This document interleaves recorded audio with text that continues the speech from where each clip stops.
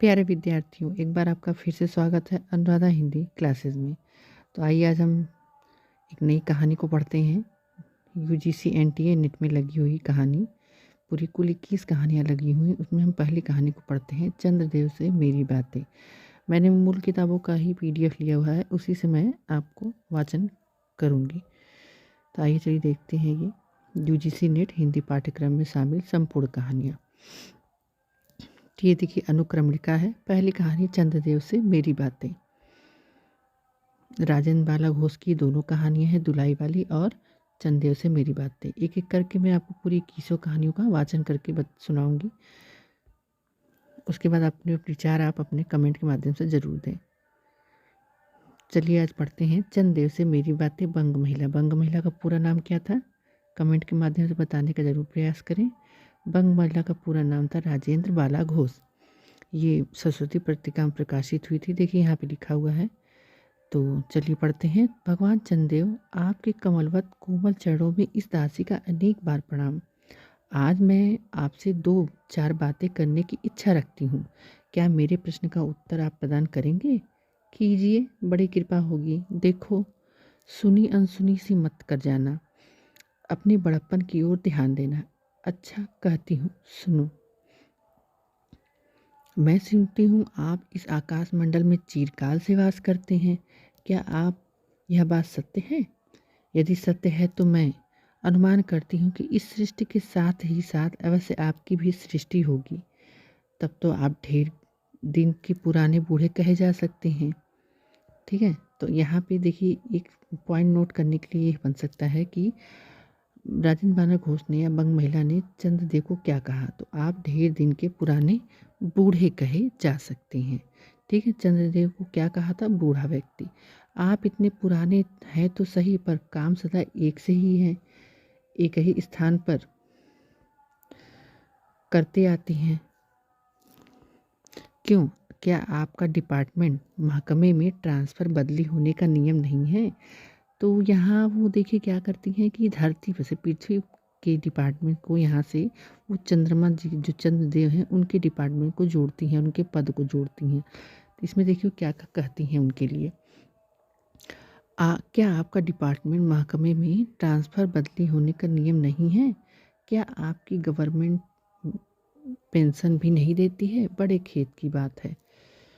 यदि आप हमारे न्यायाधीश गवर्नमेंट के किसी विभाग में सर्विस नौकरी करते होते तो अब तक आपकी बहुत कुछ पदोन्नति हो गई होती और ऐसी पोस्ट पर रहकर भारत के कितने ही सुरमय नगर, पर्वत, जंगल और झाड़ियों में भ्रमण करते। अंत में इस वृद्ध अवस्था में पेंशन प्राप्त कर काशी ऐसे पुनीत काशी, यहाँ काशी का उल्लेख हुआ है तो ये ध्यान देने योग्य बातें हैं कि काशी मोक्ष की नगरी हमारी के यहाँ कही जाती है। तो वहाँ पे देखिए बता रहे हैं ये कि अंत में वृद्धावस्था में पेंशन प्राप्त कर काशी में पुनीत और शांति धाम में बैठकर हरि नाम स्मरण करके अपना परलोक बनाते। यह बड़ी भारी भूल हुई है। भगवान चंद्रदेव क्षमा कीजिएगा, क्षमा कीजिएगा। आप तो अमर हैं, आपको मृत्यु कहाँ।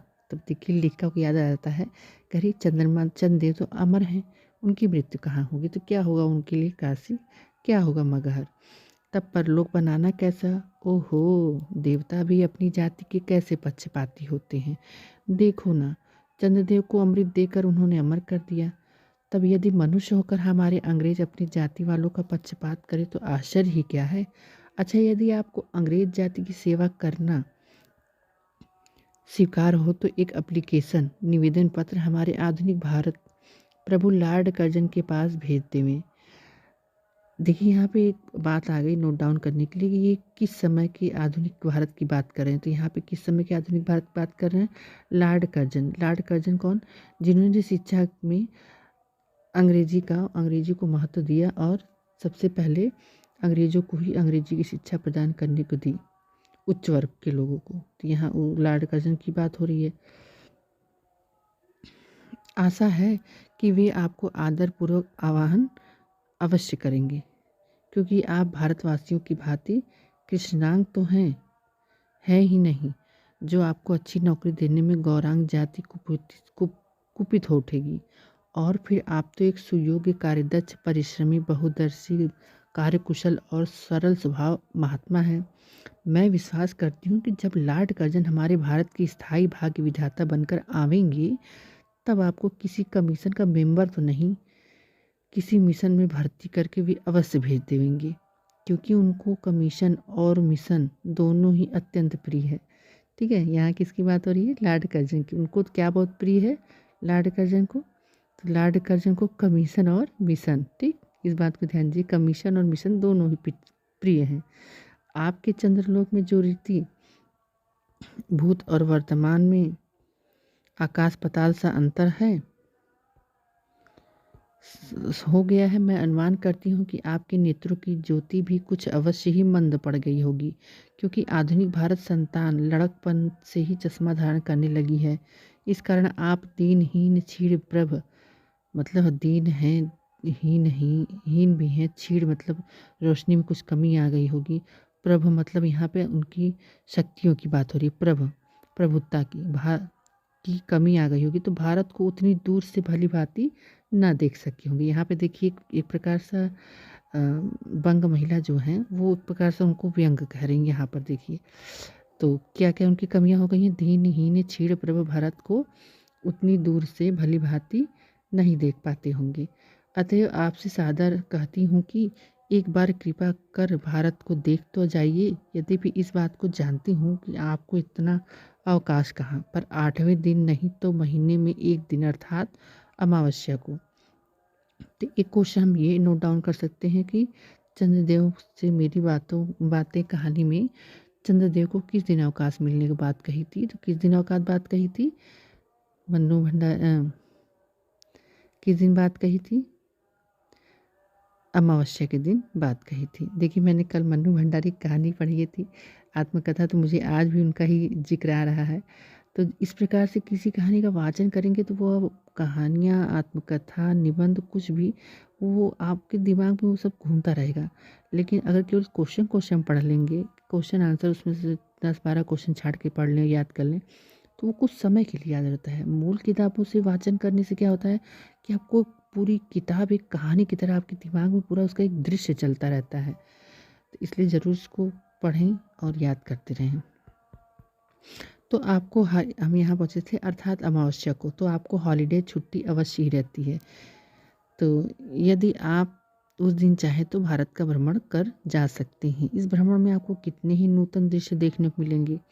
अब देखिए कौन कौन से दृश्य मिलेंगे, यहाँ बात हो रही है जिसे सहसा देखकर आपकी बुद्धि जरूर चकरा जाएगी। तो यहाँ पे वो अपनी धरती की एक तरह से कहा जाए कि बहुत महत्वपूर्ण चीज़ों को बता रही हैं। यदि आपसे सारे हिंदुस्तान का भ्रमण शीघ्रता के कारण न हो सके तो केवल राजधानी कलकत्ता को देख लेना तो अवश्य ही उचित होगा। तो अगर ये प्रश्न आता है कि यहाँ पे बंग महिला जो हैं, बंग महिला से ही बंगाल का चित्र उभर आ रहा है मन में, तो वो कहाँ की थी, कहाँ की देखने की बात कह रही थी? कलकत्ता को। कलकत्ता कह रही हैं चंद्रदेव से, केवल आगे कलकत्ता ही देख लीजिए तो उचित होगा। ठीक, कलकत्ता को देख लेना अवश्य उचित होगा। वहाँ के कल कारखाने को देखकर आपको यह अवश्य ही कहना पड़ेगा कि यहाँ के कारीगर तो विश्वकर्मा के लड़क दादा निकले। यहाँ पे देखिए विश्वकर्मा के भी लड़क दादा निकले। यही क्यों, आपकी प्रिय सहयोगिनी दामिनी जो मेघों पर आरोहण करके आनंद से अटखेलियाँ किया करती हैं, वह बेचारी भी यहाँ मनुष्य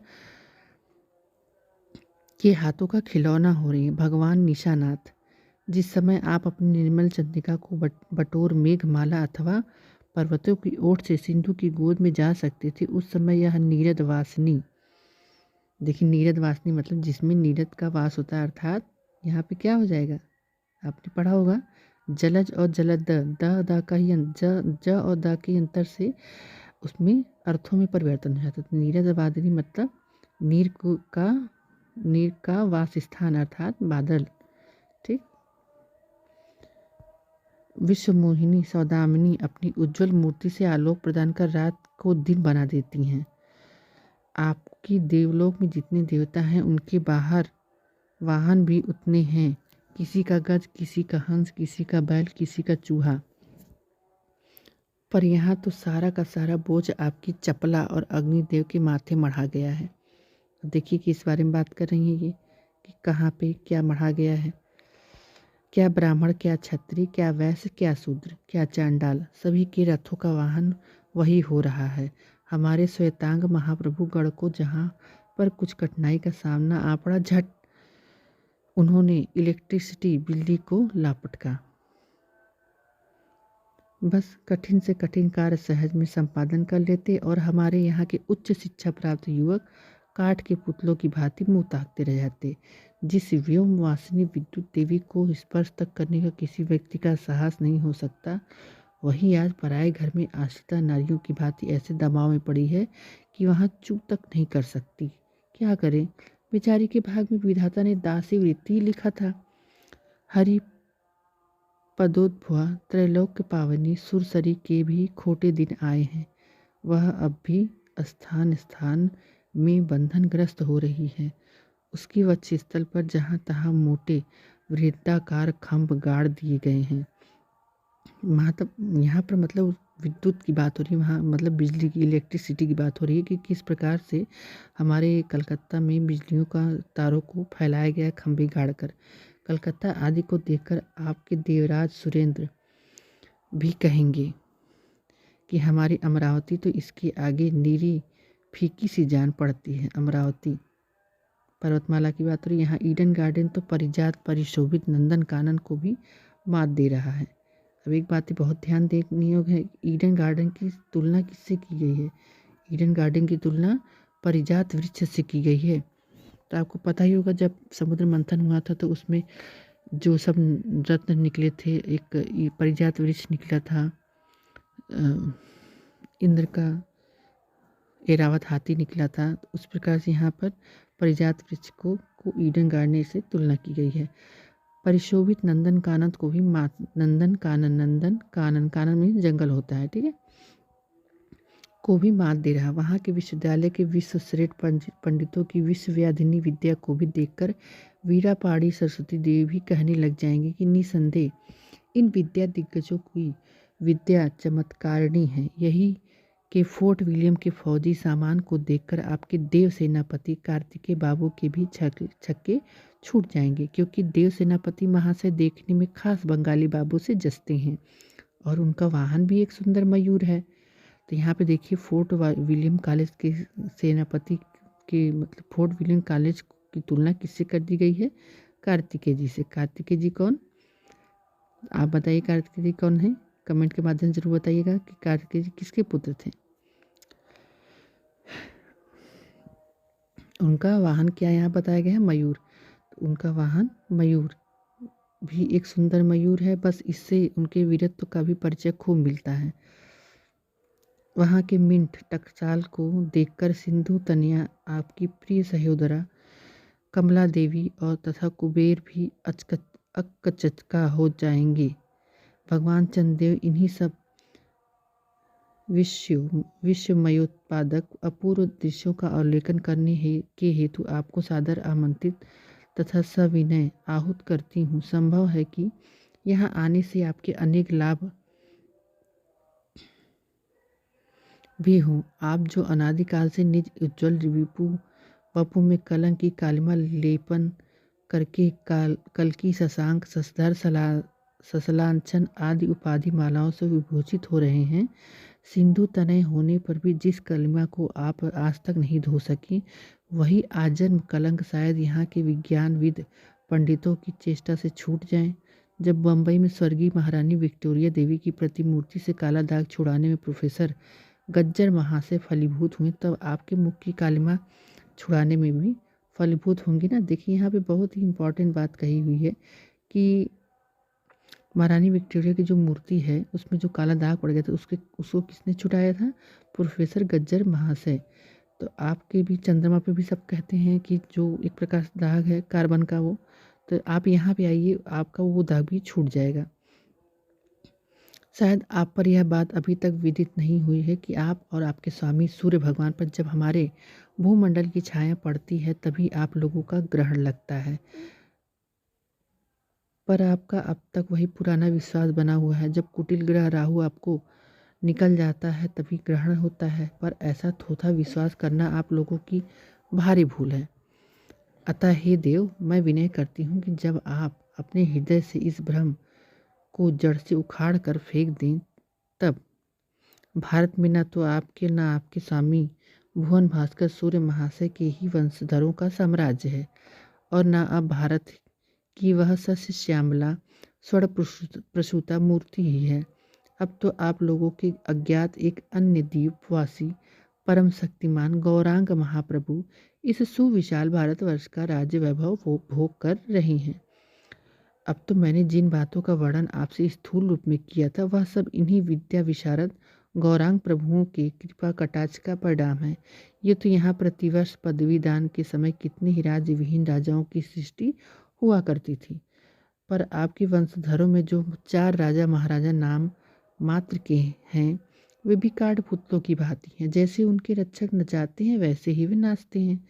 वे इतनी भी जानकारी नहीं रखते हैं कि उनके राज्य में क्या हो रहा है, उनकी प्रजा है दुखी है या सुखी है। यदि आप कभी भारत भ्रमण करने आए तो अपने फैमिली डॉक्टर धन्वंतरी महाशय को और देवताओं के चीफ जस्टिस चित्रगुप्त जी को साथ ले आए। तो यहाँ पे देवताओं का चीफ जस्टिस कौन है? चित्रगुप्त जी। ठीक है, इस बात को आप नोट डाउन कर लीजिए कि देवताओं के चीफ जस्टिस को लेते आए। आशा है कि धन्वंतरी महाशय यहाँ के डॉक्टरों के सन्निकट मतलब पास में चिकित्सा संबंधी बहुत कुछ शिक्षा लाभ कर सकेंगे। यदि प्लेग महाराज, ईश्वर न करे, प्लेग महाराज मतलब प्लेग क्या है? प्लेग एक बीमारी है, इस बीमारी के बारे में यहाँ पे उल्लेख हुआ है। तो प्लेग महाराज ईश्वर न करे अपने चंद्रलोक या देवलोक में घुस पड़े तो वहाँ से इनको निकालना कुछ सहज बात ना होगी। यही जब चिकित्सा शास्त्र के बड़े बड़े पारदर्शी उन पर विजय प्राप्त कर नहीं सकते, तब वहाँ आपके देवलोक में जड़ी बूटियों के प्रयोग से क्या होगा? यहाँ के इंडियन पीनल कोड की धाराओं को देखकर, मतलब जो कोर्ट में सब धाराएं लगाई जाती हैं उनके बारे में बात हो रही है कि यहाँ के इंडियन पीनल कोड में जो धाराएं लगाई जा रही हैं को देखकर चित्रगुप्त महाराज अपने यहाँ की दंड निधि कानून विधान को, ठीक है, दंड निधि हमारे मतलब यहाँ से हमारे न्यायालय से उनके न्यायालय उसका क्या कर रहे हैं, उनको जोड़ के बातें कह रहे हैं। ठीक है, तो कुछ सुधार हो सकते हैं। यदि बोझ ना हो तो वहाँ से 2-4 टाइपराइटर भी खरीद ले जाएं। मतलब यहाँ से हमारी धरती से बात कर रही हैं कि अगर आपको लिखित रूप में लिखने के लिए टाइपराइटर भी चाहिए तो आप हमारी धरती से उसको ले जा सकते हैं। ठीक है, तो 2-4 टाइपराइटर भी खरीद सकते हैं। तो एक प्रश्न ये बन सकता है कि कितने टाइपराइटरों को यहाँ से खरीद के ले आने की बात बंग महिला ने कही है, तो कितनी कही है? कुल 4। चलिए आगे देखते हैं। जब प्लेग महाराज के अपार अनुग्रह से आप ऑफिस में कार्य की अधिकता होए, मतलब प्लेग का रोग ज़्यादा से ज़्यादा फैल जाए अगर आपके यहाँ, तब उससे उनकी राइटर्स बिल्डिंग के राइटर्स के काम में बहुत ही सुविधा सहायता मिलेगी। मतलब जो आप 4 राइटर्स लेके जाएंगे तो लिखने के लिए बहुत सुविधा मिलेगी, और वे लोग 2 दिन का काम कितने घंटे में कर लेंगे? 2 दिन का काम 2 ही घंटे में कर लेंगे। यहाँ पे देखिए कितने दिन का काम कितने घंटे में करने की बात हो रही है। वो सब 2 दिन का काम 2 दिन का काम, ठीक है, 2 दिन का काम और 2 घंटे में बात हो रही है, आवर्स में। ठीक, तो अच्छा, अब मैं आपसे विदा होती हूँ। मैं तो इतनी बातें कहीं, पर खेद है आपने उनके अनुकूल या प्रतिकूल एक भी बात का उत्तर न दिया। तो मतलब समझ रही, यहाँ वो एक मौन चिंतन करके मौन अवस्था में उनसे सारी अपनी बातें कह रही हैं, परंतु आपके इस मौनावलंब को मैं स्वीकार का सूचक समझती हूँ। अच्छा, तो मेरी प्रार्थना को कबूल करके एक दफ़ा यहाँ ज़रूर आइएगा।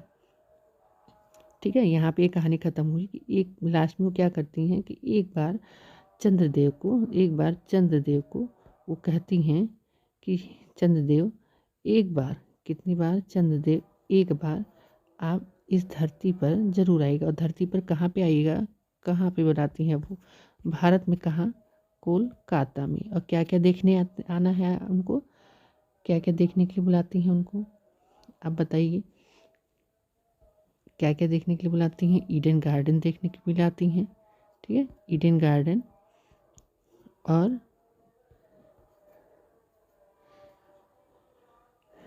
और अपना न्यायालय बताते हैं देखने के लिए।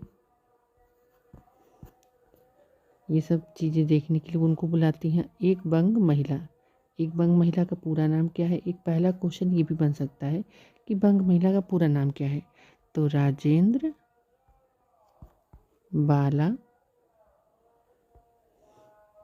बाला घोष, ठीक, इनका पूरा नाम है। ये पत्रिका कहाँ छपी थी? आप कमेंट के माध्यम से इसका उत्तर दे सकते हैं कि ये पत्रिका सब कहाँ छपी थी? सरस्वती में। सरस्वती, ये पत्रिका किस पत्रिका में छपी थी? ये कहानी किस पत्रिका में छपी थी? सरस्वती पत्रिका में, ठीक है। तो कहानी छोटी है और काफ़ी अच्छी है। एक तरह से मौन चिंतन जिस प्रकार से हम लोग करके अपने मन ही मन कुछ कहानियाँ बना लेते हैं, गढ़ते हैं, तो उसी तरह से यहाँ बंग महिला ने भी एक मौन ही मौन करके एक इस कहानी को बनाया हुआ है। कहानी बहुत अच्छी है। इसमें से नोट डाउन करने के लिए आपको 7-8 पॉइंट मिल जाएंगे, तो इसको आप जरूर नोट डाउन कर लीजिएगा। कहानी अगर अच्छी लगे तो लाइक करिए, सब्सक्राइब करिए और बेल आइकन के बटन को ज़रूर दबाइएगा, ताकि मेरा नेक्स्ट वीडियो चंद्रदेव से मेरी बातों की बात दुलाई वाली, ठीक है, दुलाई वाली बंग महिला, ये मैं आपको प्रोवाइड कर सकूं। तो बेल बटन का आइकन को ज़रूर दबा दीजिएगा, प्रेस कर दीजिएगा रेड वाला, ताकि नेक्स्ट वीडियो आते ही आपके पास नोटिफिकेशन पहुंच जाए। कमेंट के माध्यम से जो भी आपके मन में जिज्ञासा हो तो उसे आप पूछिएगा, तो मैं ज़रूर कोशिश करूँगी कि उन सभी बातों का आंसर देने के लिए। तो आज के लिए इतना ही, धन्यवाद। मिलते हैं नेक्स्ट वीडियो में। शुभ रात्रि।